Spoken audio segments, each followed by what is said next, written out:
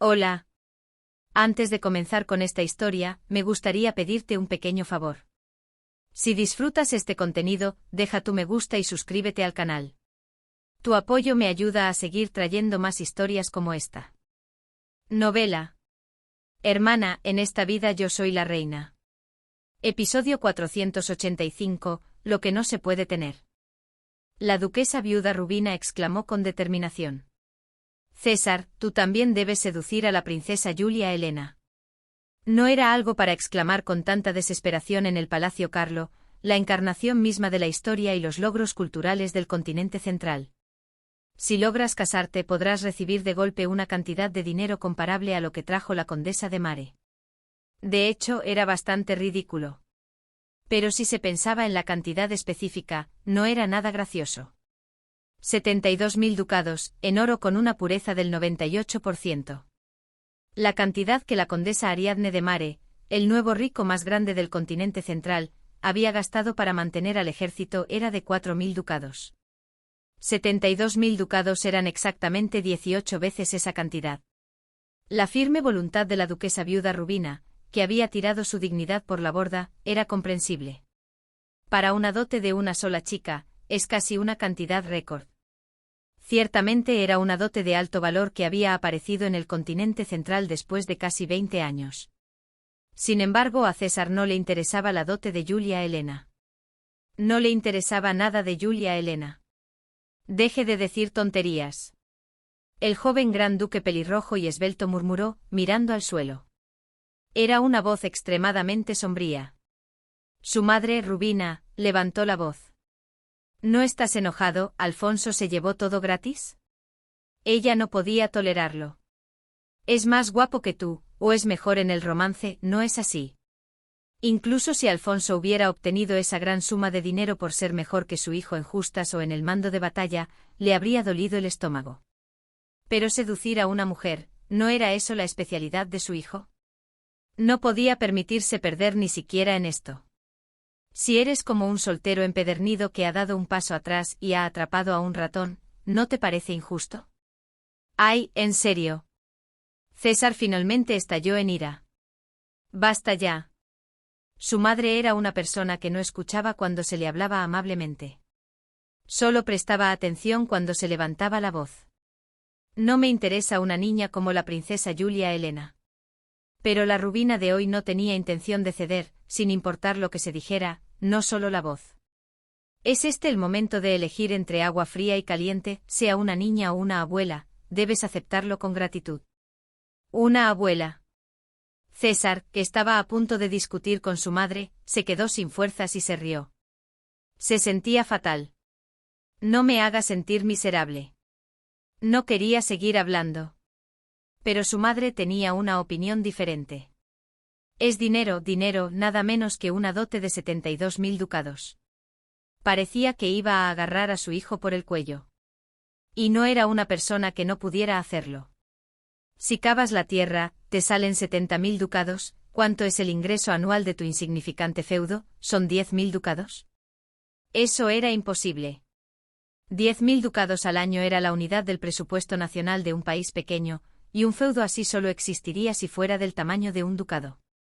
Los feudos de Pisano y de Como de César no eran suficientes. La duquesa viuda Rubina exclamó. Esta es una oportunidad para cambiar tu vida y debes aprovecharla.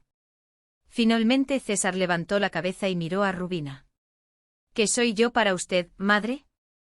Sus ojos azul agua contenían un claro desprecio. Era desprecio por la actitud de su madre, que había vivido así toda su vida, y por la estrecha creencia de su madre de tratarlo a él como si fuera ella misma. ¿Una prostituta? Para Rubina, era una palabra incomprensible.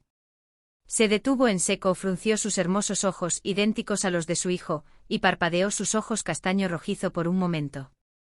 Esos ojos color vino tinto brillante como joyas y las pestañas del mismo color que los cubrían eran una bendición de Dios para ella, y una especie de única herramienta para continuar su vida. Con esto se ganaba la vida. En el mundo de Rubina, excepto por un solo rey, todos intercambiaban el sexo por algo. A veces era dinero, a veces poder, a veces simple atención y alabanza. Pero el sexo era una moneda. La más poderosa. Un tonto sin igual. Desde el punto de vista de Rubina, el hecho de que el objeto de intercambio que podía obtener a cambio de su sexo no fuera un plato de sopa de nabo, sino 72.000 ducados, no era algo miserable, sino una bendición. Un bastardo engreído. ¡Zas!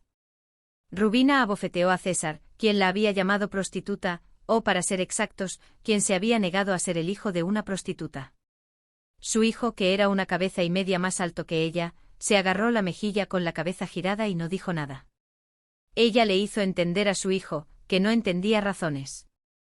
Ese dinero también puede ser para gastos militares. César giró lentamente la cara. Su expresión seguía siendo aturdida. No había ira, codicia o sensación de pérdida que deberían haber estado ardiendo en ese momento. La duquesa viuda Rubina, una vez más, le informó amablemente a su hijo, que había crecido en un invernadero y no tenía sentido de la realidad. Es el dinero que te hará rey. Rubina espetó sin respirar. Piensa en cómo Alfonso está prosperando con el dinero de la condesa de Mare, mientras nosotros nos sentamos y perdemos el tiempo, el otro lado avanza, nosotros también debemos obtener algo para compensar. Julia Elena es eso. Rubina, que vio a César aturdido, lo entendió perfectamente. Ahora mismo estaba confundido. César estaba divagando sin saber cómo asimilar las nuevas noticias. Ariadne vació sus bienes personales por Alfonso. Hasta ahora, César siempre había sido quien le daba algo a Ariadne. Por supuesto, el propio César había recibido mucha ayuda de Ariadne. No solo consuelo y consejos. Cuando la caballería pesada de Gálico avanzó hacia el sur, amenazando la frontera etrusca, César recibió de Ariadne no solo sabiduría y estrategia, sino también las personas para ejecutarlas, la implementación concreta y los frutos de la victoria. Pero las personas pierden la objetividad en sus propios asuntos. En la mente de César en ese momento no había ningún recuerdo de aquello. Solo flotaban las joyas, los vestidos y los lujos que le había regalado mientras recorría la sociedad de San Carlo. No se los había dado para recuperarlos. Al principio, le había llovido regalos solo para derribar su actitud fría de rechazar las cosas, y luego, cuando se sentía bien al ver que aceptaba uno por uno, le entregaba cualquier cosa, y más tarde, se los daba para que un poco de felicidad se reflejara en su rostro. Ella, que siempre había recibido de mí, abrió su bolsillo por Alfonso. Dile a ese bastardo de Alfonso que se vaya a la mierda. Una emoción insoportable brotó. Pero la ira de César, que no podía insultar a Ariadne, se desató inesperadamente contra Alfonso. ¿Cómo se atrevía a recibir dinero de una mujer? En lugar de cuidarla él mismo, le roba el bolsillo a una mujer. ¿Es eso un hombre? Quería correr de inmediato, rescatar a Ariadne de los brazos de ese parásito y llevarla a su castillo en Pisano.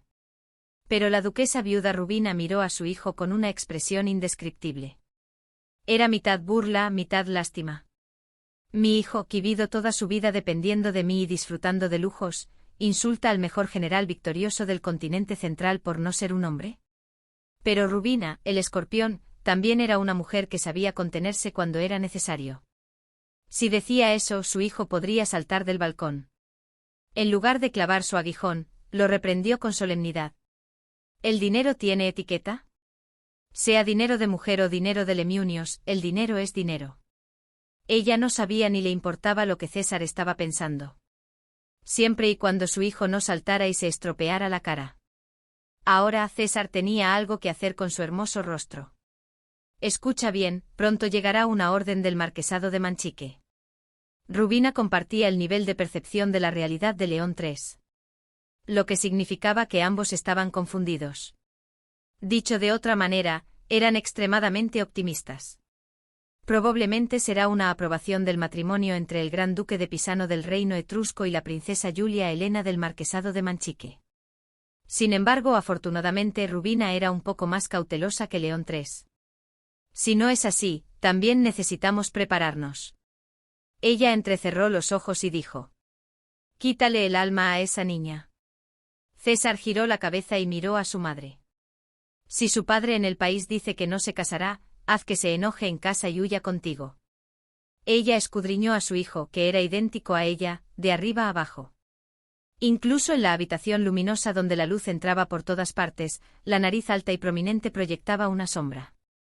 Los párpados hundidos por la diferencia de altura con el hueso de la frente y las pestañas que cubrían los ojos profundos eran extremadamente delicados, y los ojos acuosos que brillaban en ellos, aunque de diferente color, eran un calco de la época dorada de su madre. De hecho, estaba segura de él en cualquier lugar. Su hijo era el hombre más guapo del continente central. Seducir a una chica no es tu especialidad. ¿Crees que esta madre ha estado haciendo la vista gorda porque no sabía lo que hacías hasta ahora? La duquesa viuda Rubina sonrió maliciosamente. El rostro de César se puso rojo al ver la sonrisa de su madre. ¿Me estaba siguiendo? Su hijo parecía haber pensado que no había tenido problemas con las mujeres porque era guapo. ¡Qué tontería! ¿Cuántas mujeres habían llorado y amenazado con morir, diciendo que lo revelarían todo? Ella se burló. Como no puedes arreglar tus propios líos, yo los he limpiado todos por ti. Rubina estaba a punto de enfatizar a su hijo que sus acciones eran una consideración para él. César se levantó de golpe. Rubina exclamó sorprendida. ¿Tú, a dónde vas? César, de pie, no respondió. Rubina volvió a gritar. No me digas que vas a buscar a esa chica, ¿verdad? César dudó por un momento si esa chica, a la que se refería su madre, era Julia Helena o Ariadne. Pero no importaba cuál fuera. No era ninguna de las dos. No me importa. Se levantó de golpe y salió. Necesitaba espacio para respirar. Van. La lujosa puerta dorada de la habitación de la duquesa viuda se cerró con un golpe que pareció arrancar las bisagras. César, que había huido de su madre, se apoyó en el pasillo y jadeó. Este era el aposento de la reina que usaba la duquesa Rubina, y se podía llegar al palacio del príncipe donde estaba Ariadne en un solo paso. Era una distancia de menos de 1 miglio. Pero entre él y ella había una brecha insuperable. El príncipe Alfonso era, por supuesto, uno de ellos, pero lo que atormentaba a César ahora no era solo la existencia de Alfonso. Ella quedó embarazada y lo perdió. El hijo de Alfonso.